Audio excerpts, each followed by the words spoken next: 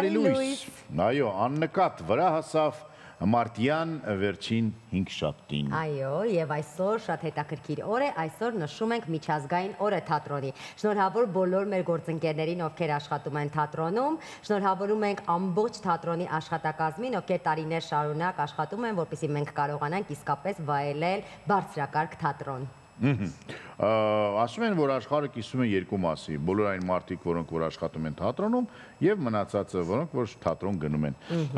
Այսօր փաստորեն համ մեր տոնն է, համ իրենց տոնն է։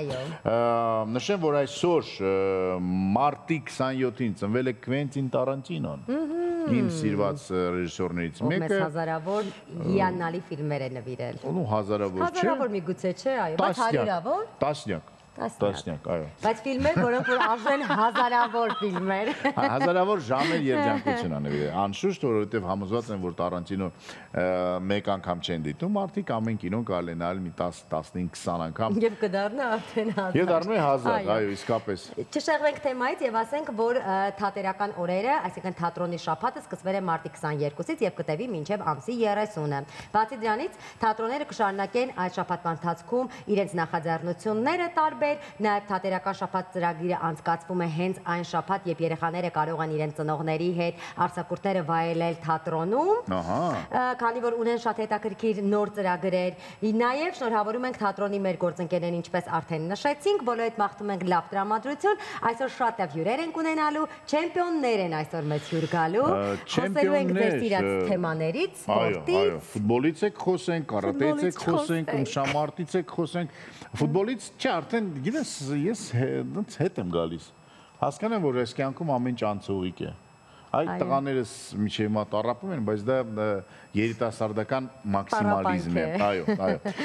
Բացի Քվենտին Տարանտինոից եւս երկու հիանալի անձնավորության եմ ուզում այսօր շնորհավորեմ։ Ռուբեն Մալայանը այսօր ծնվել հանրահայտ, ինձ թվում է բոլորը ճանաչում են Կալիգրաֆին, որի մասին կարելի է խոսել տարբեր թեմաներով, եւ Սամվել Մելիքսեթյանը, մի հրաշալի անձնավորություն, որը որ թե հայոց պատմությունից, թե հայոց պոլիտոլոգիայից, ինձ թվում է, որ ամենալավ մասնագետներից մեկն է Սամվել, Ռուբեն եւ Քվենտին։ Շնորհավորում ենք ձեզ եւ ձեր գլխավորությամբ բոլոր այն մարդկանց, որոնք որ ծնվել են այսօր մարտի 27-ին եւ բոլորիդ նվիրում ենք երաժշտություն, չէ՞, այո, տեսահոլովակ հատուկ ձեր համար արտիստները հավաքվել են, երգ են գրել, հետո տեսահոլովակ եւ սա ձեր ծննդյան նվերն է։ Փոքրիկ անակնկալը մեր կողմից։ Անշուշտ։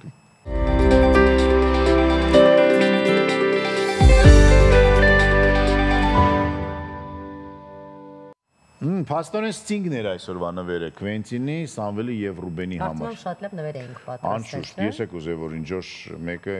ծննդյանորը ծննդյանորը կազմակերպեմ։ Այո, շատ Անցնենք առաջ։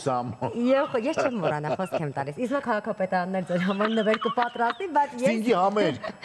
Վաու։ Snoop Dogg, ինչ Snoop Dogg, քաղաքապետարան պետք է Sting-ի համար կգա։ Snoop Dogg-ը արդեն վերջ։ Դեկտեմբերի 5-ին բոլորիդ հրավիրում ենք Sting-ի համերգին։ Հրապարակում անվճար քաղաքապետարանը եւ փաստորեն Նելին կազմակերպում են։ Ես վարելու եմ, քաղաքապետարանը կազմակերպելու է հատուկ գորի համար։ Այո, իսկ հիմա եղանակից խոսենք։ Եղանակի մասին։ Մարտի 27-ին Հանրապետությունում երեկոյան ժամերին սպասվում է կարճատև անձրևներ։ Օդի աստիճանական ջերմացումը կշարունակվի Երևանում երեկոյան ժամերին սպասվում է կարճատև անձրև։ Ցերեկը մինչև 17-ից 19 աստիճան տաքություն կլինի։ Դիտենք եղանակի տեսությունը։ Մնացեք մեզ հետ։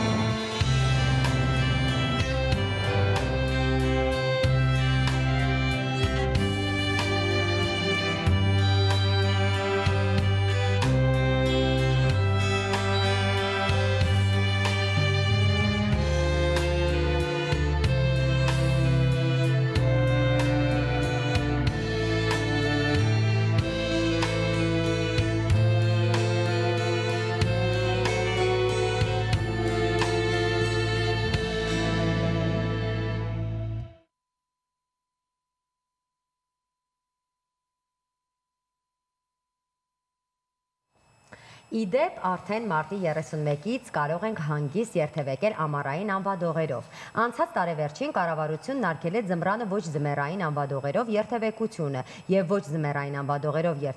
երթևեկող վարորդները տուգանվեցին։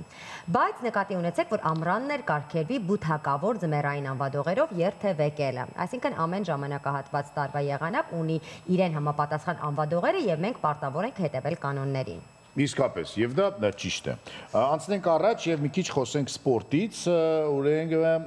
լավ լուրեր ունեմ։ Ունենալու ենք չեմպիոններ, այնպես որ շատ ժամանակ է խոսելու։ Ասեմ, որ օլիմպիական խաղերի արծաթի մեդալակիր աշխարհի եւ Եվրոպայի չեմպիոն Վարազդատ Լալայանը եւ Եվրոպայի չեմպիոն աշխարհի առաջնության բրոնզե մեդալակիր Ալեքսանդրա Գրիգորյանը մեր գեղեցկուին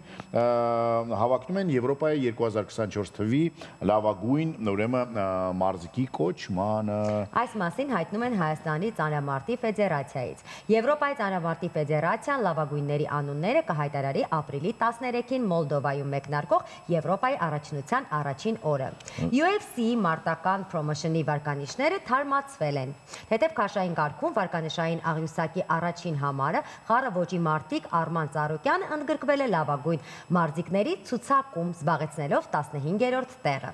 Առաջին տեղում է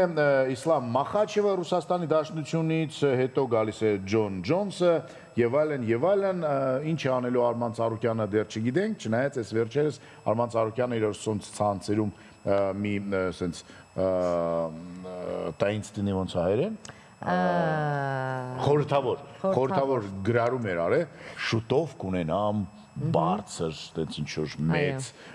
լուրեր։ Դե հուսանք, որ այդպես է լինելու։ Մենք անհամբեր ենք ամենայն դեպս։ Այո, անհամբեր ենք եւ Արմանի կողքին ենք։ Հենրիկ Մխիթարյանը ուրեմն մնում է ինտերում պաշտոնապես, նա դեռ չունի մյուս տարվա ուրեմն պայմանագիր եւ դեռ չգիտի ինչ անելու, բայց հայտարարել է, որ ըստ երևույթին կավարտի իր ֆուտբոլային կարիերան հենց Ինտեր ակումբում, ասելով, որ գնալուց պետք է գնաս ուժեղագույնների թիմից եւ ասեմ, որ Հենրիկ Մխիթարյանի տրանսֆերային արժեքը 1 միլիոնով նվազել է, այժմ Հենրիկ Մխիթարյանի տրանսֆերային արժեքը 4 միլիոն եվրո է։ Այո։ Անգամ հայկական թիմերից մեկը, որ շատ տենց ուզի Մնում է Հենրիկը ուզի։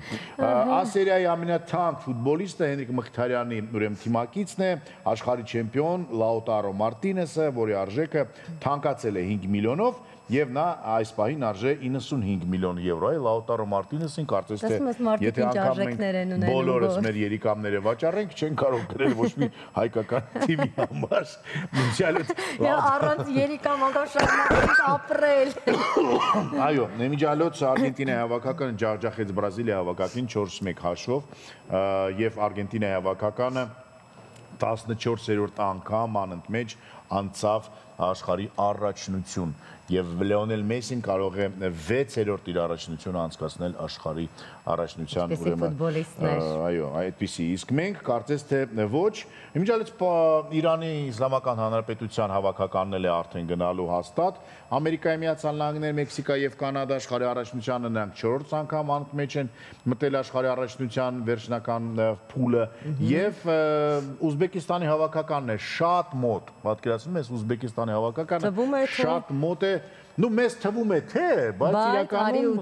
արիուտես, որ Ուզբեկիստանի հավաքականում խաղացողներ կան, որոնք խաղում են Ման Սիթիում, Ռոմայում, իսկ մենք ունենք խաղացող Ինտերում, որը որ չի խաղում Հայաստանի հավաքականում։ Այդպիսի ինչպես պատտվում ենք գոր միևնույն է վերադառնում ենք մեր ցավոտ կետերին։ Միևնույն է ես վերջում տխրում եմ։ Այո, միևնույն է դու վերջում տխրում ես, իսկ ես առաջարկում եմ հիմա խոսել առողջ ապրելակերպի մասին։ Քանի որ մենք ամեն առավոտ ունենում ենք առիթ, մեր հեռուստադիտողին տեղեկացնելու թե ինչպես է պետք ապրել առողջ։ Գարունը առիթ է խոսելու ուտելի կանաչեղենի մասին։ Ինչպես գիտեք, Հայաստանում մի քանի 100 տեսակի այդպիսի կանաչեղեն կա։ Այո, մենք կխոսենք այն մասին, թե ինչու է պետք այս սեզոնին շատ սպանախ ուտել։ Դիտենք տեսանյութը, քանի որ այո, ինչպես նշեցինք, ես կանաչեղենի սիրահարներից եմ, իսկ դուք տարբերում ես։ Ես այո, տարբերում եմ։ Այսինքն դու որ սպանախ, սիբեղ։ Չէ, խանութում ես էլ եմ տարբերում, որտեղ գրված է։ Այո, Գնում ես սար։ սար ես գնում։ Բնականաբար սարից չեմ հավաքում ուտելու համար, որ տարբերեմ, բայց երբ որ դա տեսնում եմ շուկայական մթնոլորտում, տարբերում եմ սպանախը սիբեխից, սիբեխը ասեմ քեզ գոր Պարոն Բանջարից, որն իմ ամենասիրելին է։ Անգամ եթե գրված չի։ Այո։ Պարոն Բանջարը։ Դա իմ ամենասիրելի կանաչեղենն է, գոր։ Խոսք եմ քեզ տալիս։ Դու ավելուկել ես սիրում։ Ավելուկել եմ սիրում։ Ուժս։ Իսկ ինչու։ Ինձ թվում է ավելուկ չի կարելի ուտել։ Ինչի։ Ոչ։ Խնդրում եմ մի շեղը մեր հեռուստադիտողին, մենք արդեն խոսեցինք կանաչեղենից, բոլորիդ առաջարկում եմ դիտել տեսանյութը։ Կանաչեղենի կողքին պետք է լինի նաև միս։ Չէ, կարելի առանց մսի էլ ուտել։ Բարի ախորժակ։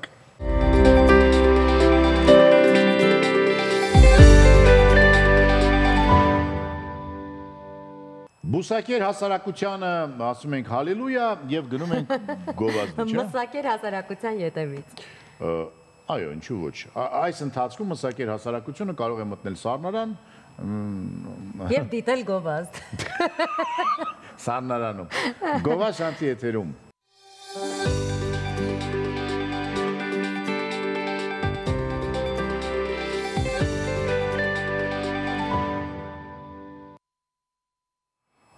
Եկանք գովազդ հետո վերադարձանք եւ պարզեցի ինձ համար գովազդի ընթացքում, որ Նելին բացի ֆուտբոլից նաեւ մեկ սպորտաձևով է շատ հետաքրքրված եւ տեղեկացված։ Նելի դե պատմիշ։ Դե պատմեմ։ Հայ մարզիկները հաղթանակով են վերադարձել Թայլանդում անցկացված պրոֆեսիոնալ Muay Thai աշխարհի առաջնությունից։ Մեր տաղավարում են Հայաստանի պրոֆեսիոնալ Muay Thai ֆեդերացիայի նախագահ Արամ Աբրամյանը, գլխավոր քարտուղար եւ միջազգային կապերի տնօրեն Արմինե Խաչատրյանը, ոսկե մեդալակիր Հայկ Վարդանյանն ու արծաթե մեդալակիր Ալեքսանդր Աբրամյանը, ինչի համար ես շատ ուրախ եմ։ Բարի լույս բոլորին։ Բարի լույս։ Ինչ նորություններով եք մեզ հյուրեկել։ Այո, նաև գովազդի ընթացքում իմացանք, որ Թայլանդից վերադարձել են 3 ոսկե մեդալով, 3 արծաթե մեդալով եւ 1 բրոնզե մեդալով։ Թիմային ինչ-որ հավակնություններ կան, ընդհանուր հաշվարկում որերորդ տեղն ենք եղել մեր մեդալների քանակությամբ։ Չէ, որովհետեւ կային թիմեր, որ ավելի մեծ քանակով էին ներկա եղել,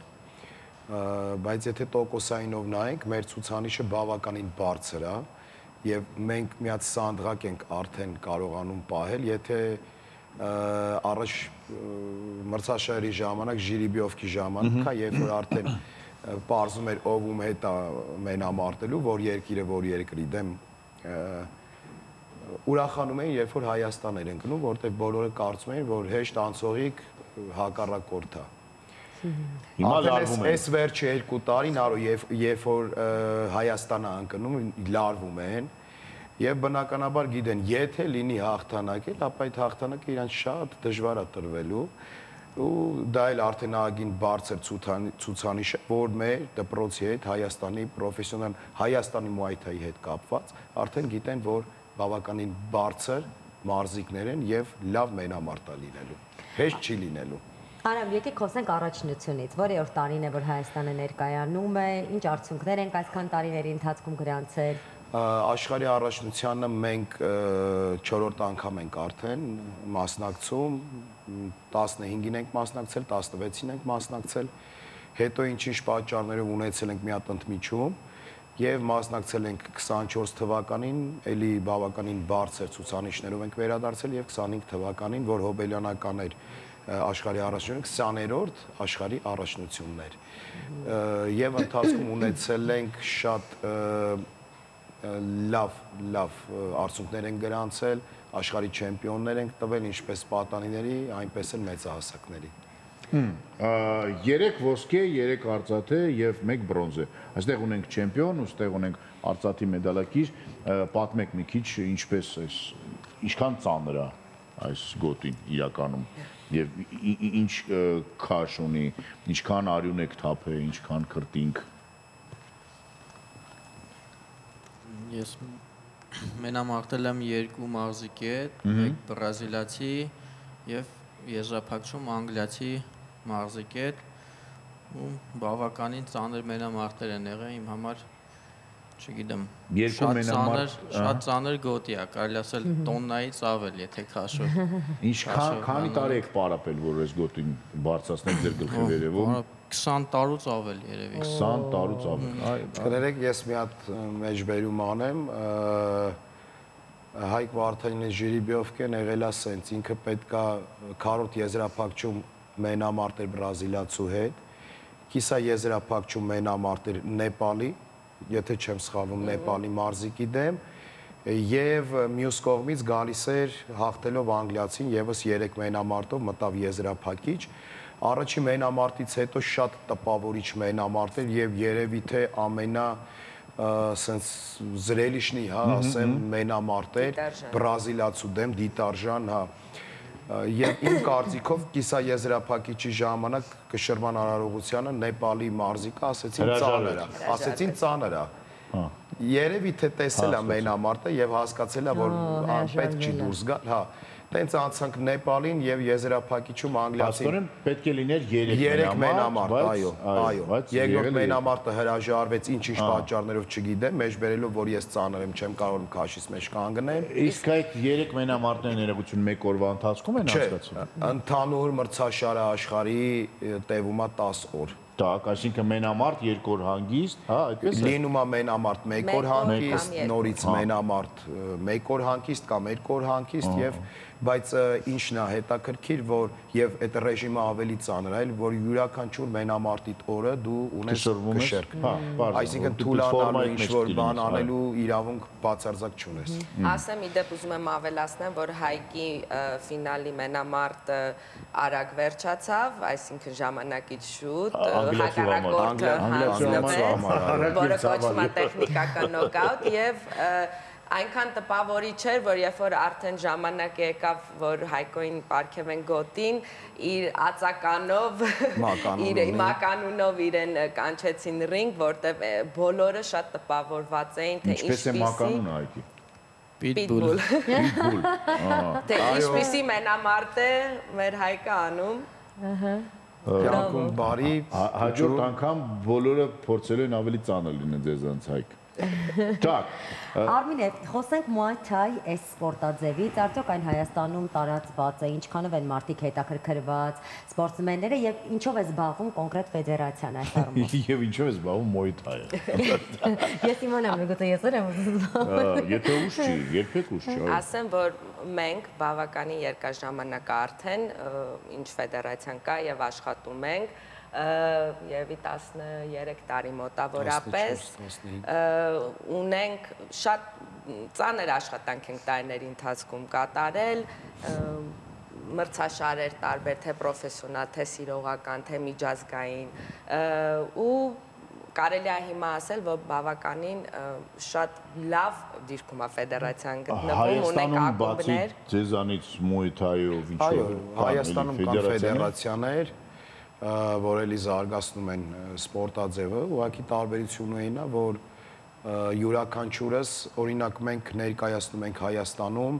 World Muay Thai Ֆեդերացիան, այսինքն համաշխարհային Muay Thai Ֆեդերացիան, եւ մենք մասնակցում ենք համաշխարհային Muay Thai Ֆեդերացիայի կողմից կազմակերպված եւ Եվրոպայի առաջնություններին եւ բնականաբար աշխարհի առաջնություններին, թեպետ հրավերներ ենք ստանում նաեւ մասնակցել Ասիայի առաջնությանը, ուղղակի ավելի ոնց որ ավելի հարմար է եւ ավելի նպատակային է Եվրոպայի առաջնություն մասնակցել։ Նաև դուք այստեղ եք կազմակերպում միջազգային մրցույթներ, չէ՞, այո, եթե կարելի ավելացնեմ, ուրեմն այս տարի աշխարհի առաջնության ժամանակ տեղի ունեցավ կոնգրես եւ պետքա որոշվեր 3 երկրի հայտեր ներկայացված, որտեղ է Եվրոպայի առաջնությունը անցկացվելու եւ դա Բելգիան էր, Իտալիան եւ մենք էլ էինք հայտ ներկայացել եւ շատ ուրախ եմ ասել, որ միաձայն բոլորը քվեարկեցին, բոլոր պետությունները քվեարկել են Հայաստանի օգտին եւ 25 թվի Եվրոպայի առաջնությունը տեղի ունենալու Հայաստանում եւ նորություն է, որ առաջինից էր եթերով առնչում։ Ողջավորությունը այնքան շատ էր, որ ուրիշ երկրներից մոտիկացան դիմեցին, որ մենք շատ կուզենք մասնակցել, կարող եք անել բաց Եվրոպայի առաջնություն։ Ոչ եվրոպական երկրների մասնակիցներ։ Այո, քննարկեցինք արդեն նախագահի եւ ղեկավար անձնակազմի հետ եւ ընդունեցինք։ Չգիտեմ, դա աշխարհի առաջնության հավասար մրցույթ։ Նման, այո, ինչ որ։ Так, Ալեքսանդր, հուսանք, որ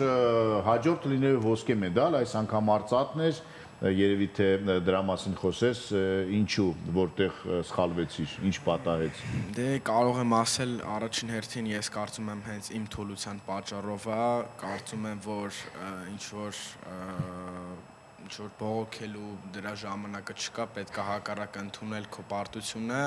հասկանալ քո սխալները, աշխատել դրա վրա, անցնել առաջ։ Կավելացնեմ միայն այն, որ մտել եմ նոր տարիքային կատեգորիա, այո, խումբ, արդեն ավելի մեծ տարիքային, ավելի դժվար է։ Այո, ավելի դժվար է, կարող եմ մենամարտել այնպիսի մարզիկների դեմ, որոնք շուտով դառնալու են 18, իսկ ես նոր եմ իմ 16-ը նորա լրացել, կարող եմ այդ ավելացնել, կարող եմ ասել, որ ուղղակի իմ մարմինը երևի չձգեց, Այսինքն ֆիզիկական։ այո, ֆիզիկապես։ Իսկ անցյալ տարի ինչ արդյունքներ էիր գրանցել։ Անցյալ տարի գրանցել եմ աշխարհի առաջնությանը ոսկի ու Եվրոպայի առաջնությունն էլ եմ ոսկի վերցրել։ Դա նշանակում է, որ ես միանշանակ կարամ ոսկիներ վերցնեմ ու մյուս տարի ես ասել եմ, որ այս տարիքայինում արդեն ոսկի եմ վերցնելու ու արդեն ես մյուս տարի իմ գործով իմ խոսքերը կապացուցեմ։ Կուզենամ ինչ ավելացնեմ, դուք խոսացիք այս ծանրության մասին, այս գոտիի, մեդալի։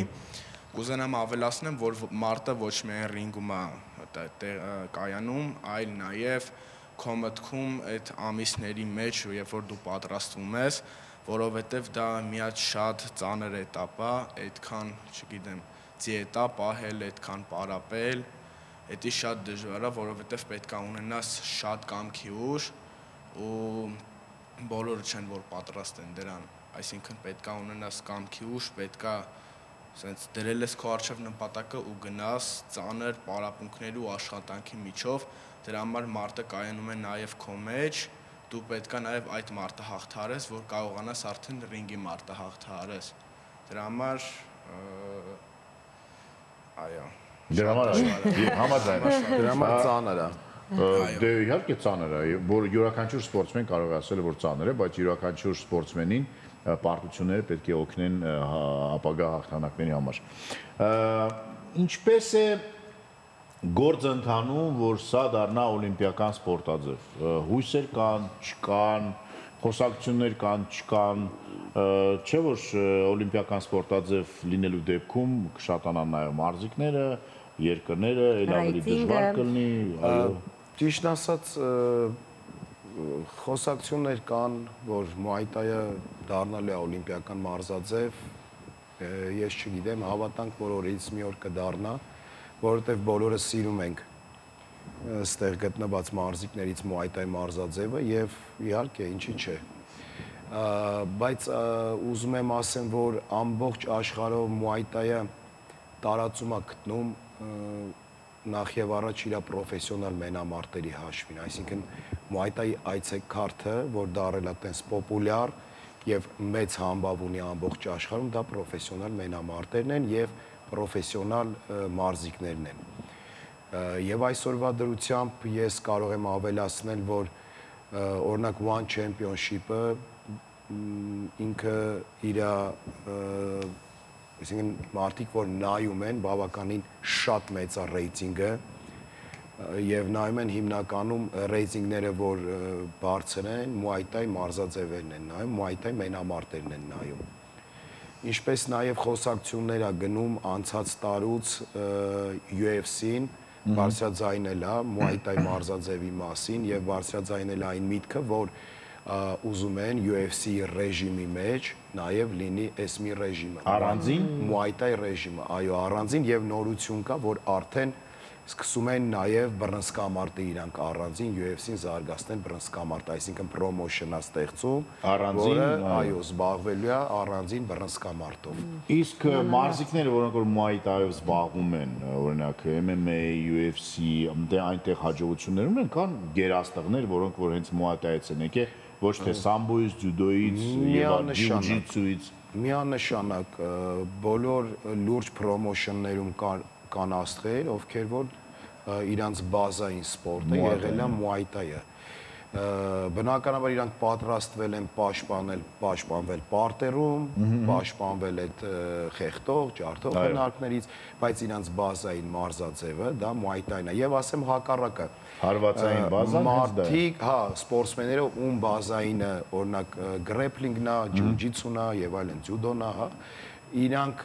պարտադիր մեծ մասը, չեմ ասի բոլորը, բայց մեծ մասը ուսումնասիրում են ստոյկայի մեջ Muay Thai, որպեսզի արդեն միքս է եւ կարողանան արդյունք ունենան նույն UFC կամ խառը մենամարտերի ժամանակ։ Քանի տարեկանից սկսված կարելի է զբաղվել այս սպորտաձևով։ Լավ հարց է եւ միշտ այդ հարցը ինձ տալիս են, նայեք, որովհետեւ մենք տեսնում ենք շատ կայացած մարդիկ մեծ տարիքում, երբ որոշում են դառնալ սպորտսմեններ եւ կարծես թե կարողանում են հաղթահարել ինչ-որ դժվարություններ։ Ընդհանրապես սպորտով զբաղվելու համար տարիքը սահմանափակում չունի։ Յուրաքանչյուր տարիքում, այո, դու կարող ես կամաց զբաղվել սպորտով։ Եթե մենք խոսում ենք պրոֆեսիոնալ մարզիկ դառնալու համար կա սանդղակ, այսինքն քո առողջությունը եւ քո մարմնի հնարավորությունները արդեն չեն ների, որ դու դառնաս պրոֆեսիոնալ մարզիկ։ Եվ աշխարհի առաջնություններում էլ կա այդ սանդղակը, այսինքն մինչեւ 39 տարեկան դու կարող ես մասնակցել աշխարհի առաջնությանը, 39 տարեկանից հետո արդեն չես կարող մասնակցել։ Կա ինչ-որ վետերանների լիգա, կա վետերանների մրցաշար, հա մեծ սիրո բարի, բայց պետքա պատրաստ լինես։ Ինձ սկսում է փոքր տարիքից նորից ասեմ, որ սահմանափակում չկա, այսինքն երեխեն կարող է գա զբաղվի, բայց կա հատուկ ռեժիմ։ Փոքր երեխաներին մենք գիտենք, մինչև 10-11 տարեկան ցանկալի չի գլխին հարված ստանալը։ Եթե դու գալիս ես, դու անում ես ինչ-որ այրոբիկայի նման բաներ, հա, թե ֆիզիկական պատրաստություն, ռաստիաշկեք, գիմնաստիկա, շատ ցանկալի է, ֆունկցիոնալ, հա, սիրտը տա մի քիչ պնդանում եւ այլն։ Այդ ռեժիմը լավ է, դու բերում ես կամաց մինչև արդեն երեխեն դառնա հարվածային եւ ավելացնեմ, որ մեր աշխարհի եւ Եվրոպայի առաջնություններին մինչև 16 տարեկան չի կարելի հարվածել ձեռքով թե ոտքով գլխի հատվածին։ 16 տարեկանից նոր այդ հարվածները կիրառվում են։ Հայկին եւ Ալեքսանդրին վերջին հարցը տանք։ Ինչպես եք պատկերացնում ձեր ապագան, հետո դառնալու եք պրոֆեսիոնալ մարզիկ, դա է ձեր կյանքի ուղին, թե, չգիտեմ, գիտնական եք դառնալու կամ թե սա հոբի է, որպես այս պահին դիտարկվում։ Ես կասեմ այն, որ բացի սպորտից ես նաև ինձ տվել եմ ուսման, որովհետև գլխավորը ոնց որ մեր մոտ միշտ ուսումն է եղել եւ ընդհանրապես ապագան միշտ ուսման մեջ է, կլինի թե սպորտում, թե սովորական կյանքում։ Չի խանգարում իրար։ Այո, առաջին հերթին ես կնշեմ, որ իրար չի խանգարում եւ ես միշտ փորձել եմ երկուսն էլ առաջ բրթել, բայց կուզեմ ասեմ, որ սպորտը իմ համար մի ուրույն տեղ ունի, որովհետև իմ համար շատ կարևոր է ու առանց սպորտի ես ընդհանրապես չեմ պատկերացնում իմ կյանքը ու ես չեմ նայում որպես հոբի, ես նայում եմ որպես հենց կյանքի մի մաս ու շատ կարևոր տեղ եմ տալիս սպորտին, որովհետև թե ուսման մեջ, թե հետո ապագայում ես ինչ կդառնամ, միանշանակ սպորտը մեծ սենց համբավ է ունենալու, որովհետև այո, մեծ դեր է ունենալու, որովհետև սպորտը տալիս է շատ բան մարդուն, սկսած դիսցիպլինայից, սկսած առողջությունից ու նկատած կլինեք, որ բոլոր թեկուզ հարուստ մարդիկ, բոլոր սենց ասած ուշպեշնի մարդիկ, այո, զբաղվում են թե սիրողական, թե ինչ-որ պրոֆեսիոնալ սպորտաձևով, թե ուղղակի իրանց համար, թե ինչ-որ, չգիտեմ, ռինգում մասնակցելու համար։ Ես վստահ եմ, Ալեքսանդր, որ մենք դեռ առիթներ ենք ունենալու, երբ տեսնելու ենք, որ դուք ոսկե մեդալակիր եք դարձել, վստահ եմ, որ դեռ առջևում շատ ու շատ հաղթանակներ եք ունենալու։ Այո, անպայման ես իմ առջև մեծ նպատակներ եմ դնում, ուզում եմ մեծ տիտղոսներ գրավել սաղ աշխարհով, առաջին հերթին իմ Հայաստանի դրոշը բարձրացնեմ ու ինչքան կարողանամ մեր այս հայկական ամեն ինչը առաջ բրթեմ, ինչքան կարողանամ մեր հայությունը տարածեմ, որտեղ շատ եմ սիրում իմ հայրենիքը Հայաստանը ու մենք կապարտանանք։ Այո, Հայաստանից դրոշը անպայման պետք է ամենտեղ բարձրացնեմ։ Так, Հայկ, դուք ինչ կասեք։ Ես արդեն պրոֆեսիոնալ մարզիկ եմ, պրոֆեսիոնալ մենամարտեր եմ անցկացնում տարբեր երկրներում եւ սա ձեր կյանքի նպատակն է։ Այո, եւ զուգահեռ նաեւ մարզիչ եմ, փորձում եմ իմ փորձը եւ գիտելիքները փոխանցել ուժուր սերունդին, մատաղ սերունդին, նաեւ գործուղումով գնացել եմ Չինաստան եւ մարզել եմ չինացի երեխաների, չգիտեմ, ու իմ Ինչերին եք շփում չինացի երեխաների հետ։ թարգմանիչի միջոցով։ Նաև սպորտը դե լեզու չի ճանաչում։ Բարև ձեզ, Անցի Բալիկջան, գնա։ Դե արդեն կամաց սովորել։ Չիներեն եք սովորել կամաց։ Լավից վատից։ Շատ բարի։ Դե ինչ, եւս մեկ անգամ շնորհավորում ենք ձեզ, մաղթում ենք հաջողություններ, հուսանք, որ մրցույթը իսկապես բարձր մակարդակի վրա կանցնի Եվրոպայի բաց առաջնությունը Հայաստանում 2025 թվականին, իսկ որ համալիրում Դեռևս մտածում ենք որտեղ անցկացնելու։ Դուք հրավիրում ենք ձեզ ներկա գտնվելու բազմանարարողությանը շատ ուրախ կլինենք։ Ես այո, մեծ հաճույքով ես սիրում եմ։ Ծոնդդ կանենք, հետո կգրենք այստեղ։ Այո, Ստինգի համերգից հետո գնանք այնտեղ։ Տեղեկացնեմ, որ մեր հյուրն է Հայաստանի պրոֆեսիոնալ Muay Thai ֆեդերացիայի նախագահ Արամ Աբրահամյանը, գլխավոր քարտուղար եւ միջազգային կապերի տնօրեն Արմին Խաչատրյանը, ոսկե մեդալակիր Հայկ Վարդանյանն ու արծաթե մեդալակիր Ալեքսանդր Աբրահամյանը։ Շնորհակալություն։ Իսկ մենք գնանք գովազդ դիտելու եւ վերադառնանք։ Մնացեք մեզ հետ։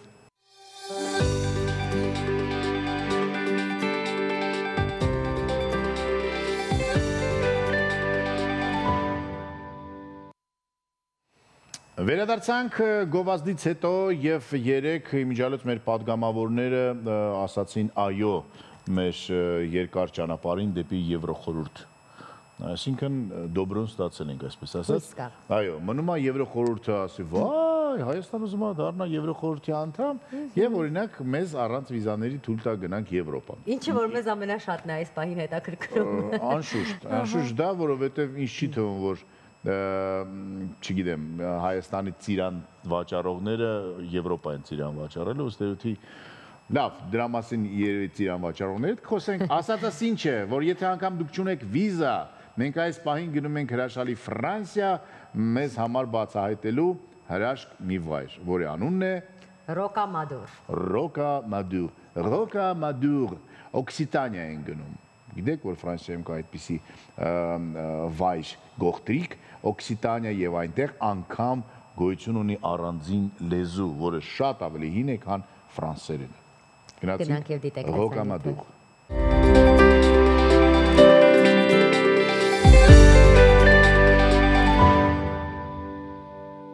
Վերադարձանք Օքսիտանիայից կամ Լանգեդոկից,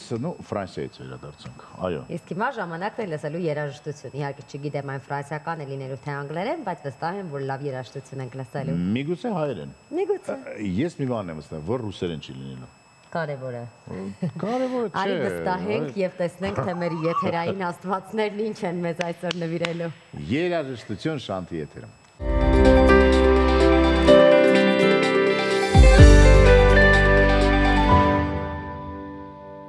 Վերադարձանք, փաստորեն ֆրանսերեն էր երգը, կարծես թե ինդիլաներ մեր եթերում, իսկ ես այս ընթացքում մի հատ նորություն իմացա, Միք Ջագերը, Rolling Stones-ի, Միք Ջագեր, այդ Միք Ջագերը, փաստորեն ունի ծոր, որը ավելի մեծ է, քան իր ամենափոքր երեխան։ Պատկերացնում ես։ Այսինքն երբեք ուշ չի երեխա ունենալ, ասածս դա է։ Եվ ծոր ունենալ։ Ծորը մեզանից կախված չի, Նելի ջան, ծորը ունենում են թորնիկները, իսկ երեխաները դեռ մենք։ Մեզանից գնում է երեխա ունենալ, մնացածը թող մտածեն, մեր երեխաները գոր։ Երեխաները եւ երեխաների երեխաները։ Այս պահին ինչի մասն ենք մտածում։ Գովազդի։ Գովազդի մասին։ Այս ընթացքում կարելի է ինչ-որ բաներ հասցնել անել։ Գովազդ մեր եթերից։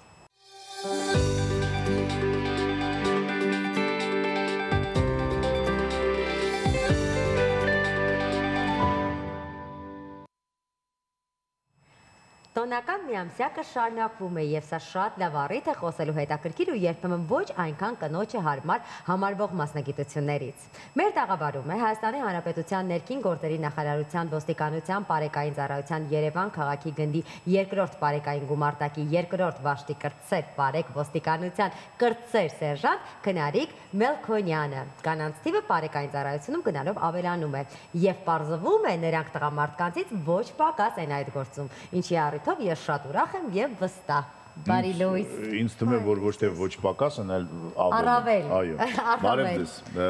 Եվս մեկ անգամ շնորհավոր ենք ձեր մեկ ամսյակը։ Դե պատմեք, ինչպես որոշեցիք դառնալ բարեկային ծառայության։ Բարեկային ծառայության։ Բարեկ։ Ինչպես որոշեցիք դառնալ բարեկ։ Ինչ կատարվեց ձեր հետ։ Ինչ եք անում այդ պահին, որ որոշեք։ Վերջ, ես գնում եմ եւ դառնամ բարեկ։ Ես մասնագիտությամբ դեղագործ եմ, այնուհետև իհարկե դեղագործ եմ, այնուհետև այսպես կողից տեսնելով, լսելով, ԶԼՄ-ներից, լսելով փորձեցի ուժերս փորձեմ, հետո որոշեցի, որ չէ, ես պետքա գնամ եւ մասնակցեմ հաստատ պետքա դառնամ ուժային կառույցի անդամ։ Եվ այդպես որոշեցի, ճիշտն ասած մի քիչ ընտանիքում դեմ էին, մայրս դեմ էր, չէր ուզում, բայց հետո այդ բոլոր կարծատիպերը կոտրելով որոշեցի, բայց հիմա ավելի շատ մայրս այն կողմ կանգնած, քան հիմա ինքը ավելի հպարտությամբ է այդ փաստը նշում։ Ինչ ասում էր կանանց համապատասխան գործ չի, ուժային կառույցը մի քիչ։ Բայց այդքան ֆիլմերում կան, չէ, գեղեցկուի ոստիկաններ։ Մեր մենտալիտետը մի փոքր էս սովոր չենք, բայց արդեն սովոր Բայց է։ ինձ թվում է, որ արդեն սովոր է, թե մեր մենտալիտետը, թե մեր աչքը, ինձ թվում է։ Այո։ Ինձ շատ հաճելի է, որ օրինակ ես տեսնում աղջիկ բարեկ։ Ինձ հաճելի է, ամեն, անգամ եթե ինձ կանգնացնում են, չնես չեն կանգնացնում, բայց в общем հաճելի է։ Հաճելի կանգնացնել երբեք։ Դա չէ ուզում ասեմ։ Լավ, ինչն էր դժվար այդ ճանապարհին։ Այ որոշումից հետո որն է դժվարությունները, գնացիք ընդունվեցիք ուր։ Ոստիկանության ակադեմիա ընդունվեցի, այնուհետև հաղթարեցի համապատասխան փուլերը եւ ընդունվեցի բարեկ։ Սովորեցի եւ ընդունվեցի բարեկ։ Ճիշտ է, դժվարություններ շատ են հանդիպում, բայց հաստատ բոլոր դժվարությունները հաղթարելի է։ Ամեն անգամ այդ դժվարություններին ես հանդիպելով զգում եմ, որ անհաղթարելի ոչ մի դժվարություն չկա։ Բայց հետագայում այդ դժվարությունները իմ համար դարձան մի հատ մեծ ուժ, որը ես իմ առջև դրված խնդիրները պետքա լուծեի այդ դժվարություններով։ Ամեն անգամ այդ դժվարությունները հաղթարելով ես ինձ ավելի ուժեղ էի զգում։ Իսկ ինչ դժվարությունների է հանդիպում կինը մի տեսակ ավելի տղամարդկային մասնագիտությունների մեջ, ինչպիսին է ոստիկանությունը, ներքին գործերի նախարարությունը, ինչ խնդիրների հետ է առնչվում։ Դժվարություններ եւ սկզբնական շրջանում մեր հայ մենտալիտետի մեջ ընդունված է, չէ, որ ասենք կինը պետքա մոտենա այդ կոնֆլիկտային իրավիճակում պետքա ավելի զուսպվածություն ձեռք բերի, քան ինչ որ տղամարդը։ Կամ անգամ կոնֆլիկտի չբռնվի։ Իհարկե, կոնֆլիկտի չպետք է բռնվի։ Այդ զգոնությունը, ինչ այս համակարգում ինքը արտաքին ծառայությունը մի քիչ ավելի բուռն է, իր դժվարություններով, կոնֆլիկտներով, ամեն ինչով պետք է ավելի զգոն մտածես, ավելի հստակ քայլերով մոտենաս, թե իրավախախտին, այդ իրազեկման պահը, իրանք քեզ մի քիչ ուրիշ ձև են նայում, էլի, ասենք տղամարդկին, այդ գենդերային հավասարությունը մենք պետք է ինքներս սկսենք կոտրել եւ արդեն կոտրել ենք մեր հայ մենտալիտետի մեջ։ Լավ, իսկ խոսենք նաև հասարակության մասին, հա։ Հասարակությունում արդյոք բարձրացել է արժեքը ոստիկանի հանդեպ, կար մի ժամանակահատված եւ կարծես կոնֆլիկտ կար, հա, մարդկանց եւ ոստիկանության միջեւ։ Բայց ես հիմա հասարակության եւ ոստիկանության միջեւ, բայց ես ինքս եմ հիմա հասկանում եւ տեսնում եմ, որ կարծես թե մարդիկ շատ ավելի մեծ հարգանքով են մոտենում ոստիկանությունը։ Արդյոք ինչ որ բարիերներ կան, որոնք հաղթահարվել են եւ ինչպես է հարաբերությունն է հիմա հասարակություն, ոստիկանություն։ Հիմա սկսել է ավելի ու ավելի զարգանալ այդ մենտալիտետը, խորին հարգանքը, սկսել է ոստիկան, հասարակություն, փոխհարաբերությունը ավելի ստացված է։ Մենք արդեն զգում ենք, որ մենք հասնում ենք այն իրավագիտակցական մակարդակին, որ ոստիկանը ուժ է, պաշտպան է, ոչ թե ինչ-որ ընկեր է, որ հակառակորդ չէ, այս է շատ կարևոր հասկանալ։ Մի ժամանակ երեխաներին փորձում էին վախեցնել վայ ոստիկան բան, հիմա արդեն մենք հասկացնում ենք իրանց մենտալիտետի մեջ։ Ինչու են վախեցնում երեխաները։ Որ երեխան է վախենում գորից թվում է, որ ես գիտեմ, ինտերնետը կանջատենք։ Այդ դրանցն վախենում երեխաները։ Ինչ ոստիկան բժիշկ։ Ինձ մի հարց է հետաքրքրում։ Այ տեսեք, ես բավականին շատ այսպես ասած այլ երկրներից եկած մարդկանց հետ եմ շփվում եւ օրինակ Ռուսաստանի Դաշնությունից ով որ եկել է, նրանք սարսափում են։ ոստիկանների հանդեպ։ Ասում են, որ օրինակ Ռուսաստանի Դաշնությունում, երբ որ դու ոստիկանին տեսնում ես, քո ամենանորմալ ռեակցիան, որ դու փողոց անցնես, գնաս ուրիշ կողմ։ Ստեղ այդ բանը չկա եւ նրանք կարծես թե հա այլ կերպ են։ Նախ մեր վրա են զարմանում, որ մենք այդպես ենք վերաբերում, հետո մեր ոստիկանների եւ բարեկի վրա են զարմանում։ Այդ շփումը այլ ազգերի հետ, ազգերի ներկայացուցիչների հետ նախ ինչքանով է ստացվում, երբ օրինակ օտար լեզուներ, չգիտեմ ինչ, այդ այն ուսումնասիրում եք, չեք ուսումնասիրում։ Պարտադիր է իմանալ։ Դիմում են նրանք ձեզ ինչ որ հարցերով, ինչպես եք նրանց օգնում։ Ոստիկանի պահանջի մեջ լիովին մտնում է, որ ավելի լավ կլինի, եթե հաղորդակցման համար, թե այլ ազգերի մեջ, թե մեր ազգության մեջ, որ բարեկը միշտ կարողանա հմտորեն տիրապետի բոլոր լեզուներին, որպեսզի բոլոր դժվար է, բայց ռուսերեն, անգլերեն, որպեսզի կարողանա այդ մաքսիմալ շփումը ապահովի քաղաքացու հետ։ Կոմունիկացիա վերջը։ Հիմա ինչ որ հետաքրքիր դեպք կապված կարող եք պատմել, որ չգիտեմ, օտարի ազգի ինչ որ մարդ ձեզ մոտեցել է, օգնություն է խնդրել կամ ինչ որ դուք եք մի բան արել, ինչպես է դա եղել։ Հա, իհարկե կարող եմ պատմել, ծառայության էինք Երևան քաղաքում, օտար ազգի մի քաղաքացի ուշ ժամի մոտավոր երևի 3:00-ին ինքը իր հյուրանոցը կորցրել էր ու չէր կարողանում գտնել ոչ հեռախոս ուներ մոտը, ոչ մի բան։ Մենք ահազանգ էինք ստացել, հետո մոտեցանք այդ ահազանգով, հասկացանք, որ ինքը գտնվել է ոչ ստապ վիճակում, այնուհետև որ հասկացել է, որ էլ չգիտի որտեղ է գտնվել, ինչ է, ոնց է, հեռախոսման ամեն ինչ է կորել էր։ Դիզելքում կորել է։ Մենք մոտեցանք, իրեն օգնեցինք, համապատասխան մի կերպ գտանք ամեն այդ առումներով, որպես հասկացանք, որ հյուրանոցի մասին էր։ Այսինքն անունն էր մոռացել։ Անունը, ամեն ինչ, փողոցը, ամեն ինչ մոռացել էր։ Помню, памятник стоял и пайма. Так, եւ так տարեք այդ մարդուն։ Մենք մեր ծառայողական մեքենայով ուղեկցեցինք մինչև իր համապատասխան հյուրանոցը, այնտեղ նոր։ Պատկերացրեք այդ մարդը ինչքան է զարմացել, որովհետեւ եթե Ռուսաստանում լիներ, դրանք կտանեին հաստատ վիտրիզվիցիլ կամ ոստիկանություն։ Միջև առավոտը պարզ են, թե հետո ինչու է, ոնց է, ինչի առանց Իսկ արդյոք լինում են դեպքեր, երբ օրինակ կանանց հետ կապված որևիցե խախտումներ են լինում եւ զիջողաբար եք մոտենում նրանց։ Ճիշտն ասած, համակարգի մեքենայի խախտումներ կամ միգուցե անցումները սխալ անցները, որտեղ դա էլ է, չէ, հիմա օրենքով։ Եթե նվազ խախտումները, խախտումիկ։ Խախտումիկները ներվում են։ Դուք ավելի կանանց կողմնակից եք։ Դե ես ծառայության մեջ եմ, իմ համար բոլորը հավասար են, եթե անկեղծ ես այդ գենդերային հավասարությունը ընդհանրապես չեմ դնում, որովհետև ասենք բոլորն էլ իմ համար իրավա խախտեն, բոլորն է քաղաքացի են։ Եվ չունեն սեր եւ գենդեր, այո։ Քնարիկ, ներողությունը, հա, ասա։ Իսկ արդյոք ուզում եք հասկանալ, երբ ծառայությունը անցկացում է երկու հոգով, հա, այսինքն այդպես զուգեր։ Այո, ես էլ այդ հարցը ուզում տալ, այո։ Ուզում եք հասկանալ, արդյոք երբ տղամարդու հետ եք, այսինքն այսպես է, որ պիտի պարտադիր տղամարդը խոսի առաջին, տղամարդը որոշումը կայացնի, թե միևնույն է ծառայության մեջ բոլորը հավասար են եւ դուք նույնպես կարող եք ձեր ձայնը զույգում կամ բարձրացնել։ երյակնում պարտնիկ ունեն ավակ։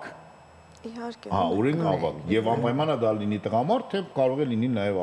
կին։ Չէ, կինը կնոջը դուրս չի գալիս ծառայության, որովհետև այնտեղ տարբեր, ասենք, իրավիճակներ է լինում, որ պարտադիր է։ Իսկ տղամարդը ներկայությունը պարտադիր է տղամարդու հետ դուրս է գալիս բնականաբար։ Իսկ եթե գինը դուրս է գալիս տղամարդու հետ, ապա այդ դեպքում տղամարդն է լինում, հա, առաջնորդը։ Ավակը տղամարդն է։ Այսպես ասեմ, նայած սիտուացիաներում, որովհետև տեղեր կա, որ կինը ավելի մոտենալով հանդարտեցնող է, եթե մոտենում ենք իրավիճակին, ավելի աշխատում ենք զսպված մոտեցում ցույց տանք, տղամարդը կարող է շուտ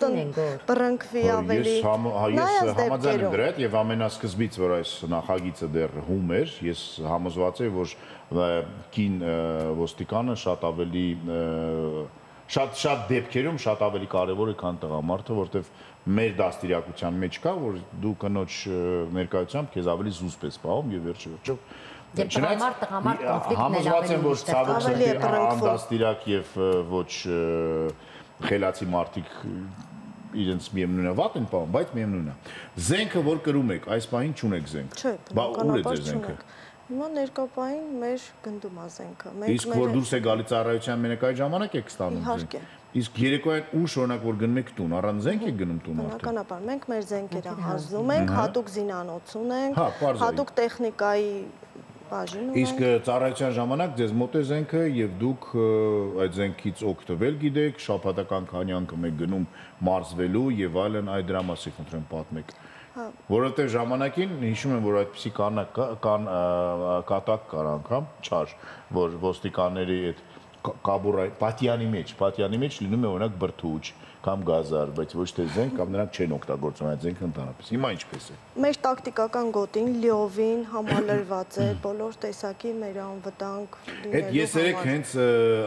նախքին ուրեմն հին մարդիկ կհիշեն սպեցնազ, հետո ասում են ՊՊՑ-ի գունտ, իսկ հիմա բարեկային ծառայության փաստորեն այդ երեք այդտեղ է ձեզ մոտ է եւ ինչ որ բաներ ցույց էին տվել։ Ինձ շատ տեսա որ ամեն ինչ կահավորված է եւ ինչքան եք շաբաթական մարզում։ Օրինակ դուք այսօր ծառայության եք, մյուս օրը գնում եք մարզման ինչ որ, թե ունեք այդպիսի որ Ես առանձին սիրողական զբաղվում եմ սպորտով, ես իմ համար հաճախում եմ, ես անմեջ աշխատում եմ։ Իսկ եթե դուք չեք զբաղվում, ձեր ծառայության մեջ դա անպայման պայման չի, որ դուք պետք է, չգիտեմ, վազեք, մարզվեք, կրակեք, շաբաթական այսքան ժամանակ։ Ինչպես մենք ամերիկյան ֆիլմերում ենք տեսնում։ Դե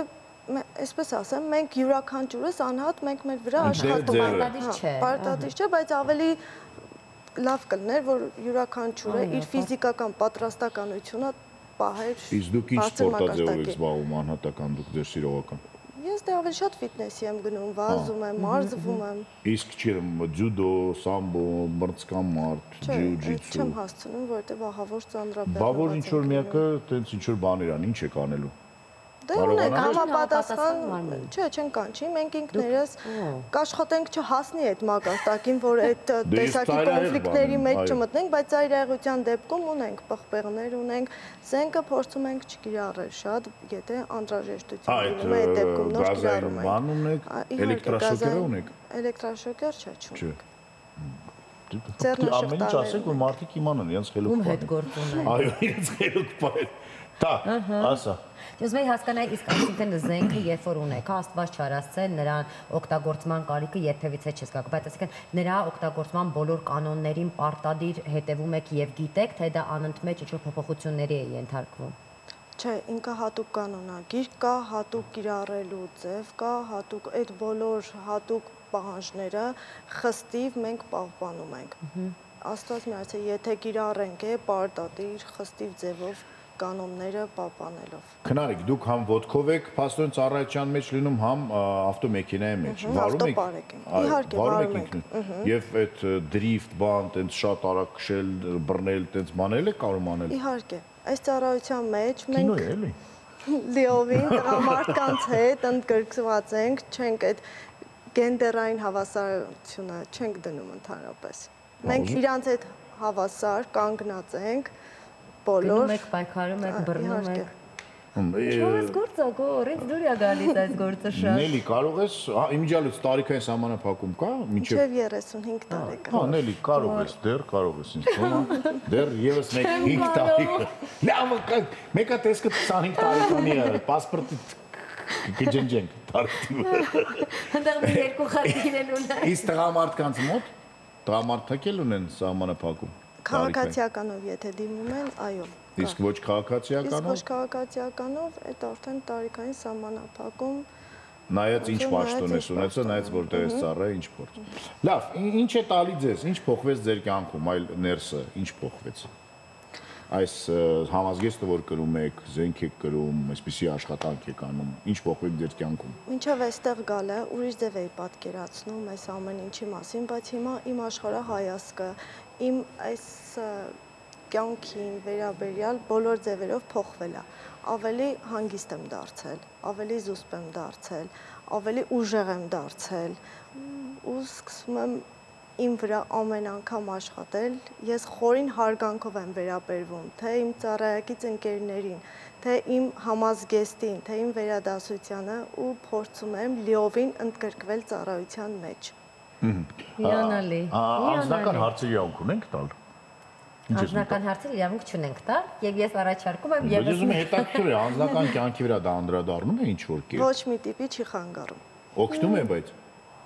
Ինչ որտեղ օգնում է։ Պետք է զգոն լինի իմանալով թե ում հետ է ապրում գոր։ Ով տիրապետում է բոլոր օրենքներին, գիտի շատ բան պայմաններում ուր դիմել եւ ինչպես կանխել եթե ձեր կինը ունի կարատեի ծև գոտի, ուրեմն դուք ունեք շատ ամուր եւ համերաշխ ընտանիք, Եվս մեկ անգամ շնորհավորում ենք ձեզ կանանց մեկամսյակի հետ։ Եվ բոլոր ձեր գոլեգաներին ենք շնորհավորում։ Նմանապես։ Շնորհակալություն, որ ծառայում եք Հայաստանի Հանրապետությանը Անխափան ծառայություն ձեզ։ հանգիստ ենք ապրում էլ ավելի։ Միշտ պատրաստ եմ ծառայել։ Իսկ հիմա առաջարկում եմ դիտել Գովազդ մեր եթերում գոր եւ վերադառնալ շարունակել մեր ծառայությունը։ Մենք էլ ենք ծառայում, Մենք էլ ենք ծառայում։ Այո, Նելի համազգեստը գեղեցիկ է ծառայության։ Մնացեք մեզ հետ Գովազդ Շանթի եթերում։ Մենք զենք չունենք։ Զենք չունենք, բայց ծառայում ենք։ Պարտադիչի զենքով ծառայել չէ գնարիք։ Զենքերը տարբեր են լինում։ Զենքերը հանձնել ենք զենքերը։ Գովազդ մեր եթերում։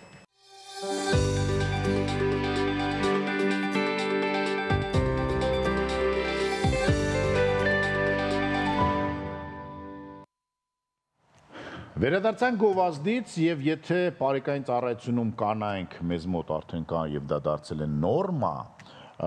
վարչապետ կին դեռ չենք ունեցել։ Այո։ Բայց միգուցե ամեն ինչ արժևում է։ Բայց կա աշխարհում այդպիսի մի կին, ով քաղաքական կյանքում շատ բան փոխեց, Մարգարետ Թեյչեր։ Ես ասեմ ավելին, հիմա շատ կանայք կան, որոնք ոչ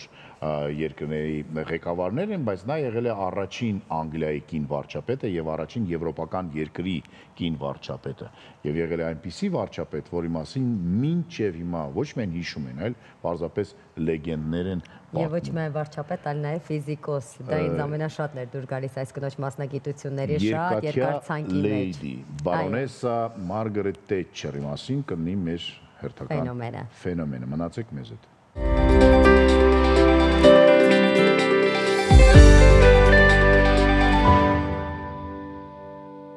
Ահա այսպիսի Մարգարետ Թեյչեր, ահա այսպիսի երկաթյա լեյդի,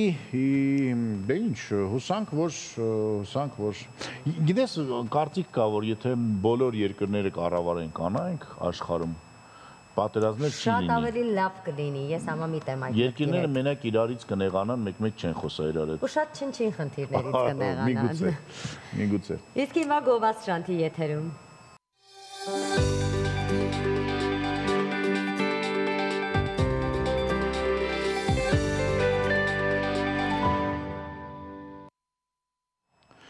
Տաքերը ընկել են, օրերը երկարել են, ծաղիկները ծաղկում են, ծառերն են ծաղկում անգամ։ Կանաչեղենը շատանում է, դա նշանակում է, որ ժամանակն է շրջելու մեր գեղատեսիլ Հայաստանով։ Խոսում ենք ամեն անգամ եւ ներկայացնում ձեզ մի հետաքրքիր վայրեր, այսօր գնալու ենք թրջկանի ջրվեժ։ Վստահ եմ, որ կարող եք ձեր հանգստյան օրերը անցկացնել այնտեղ, որտեղ հիմա շատ լավ եղանակ է, վայելեք բնությունը, որը մեզ ի վերուստ է տրված։ Գնացինք։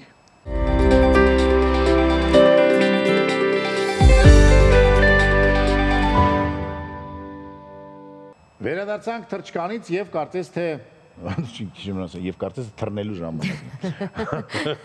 Մեր թռնելու ժամանակն արդեն մոտեցավ, բայց դուք մնացեք Շանթի եթերում, քանի որ դեռ պետք է շարունակեն մեր գործընկերները իրենց աշխատանքը ամբողջ օրվա ընթացքում։ Եվ եթե այսօր գնալու եք ինչ-որ վայր ինքնաթիռով, բարի թռիչք նաեւ ձեզ։ Այսօր այսքանը կհանդիպենք վաղը։ Ցտեսություն։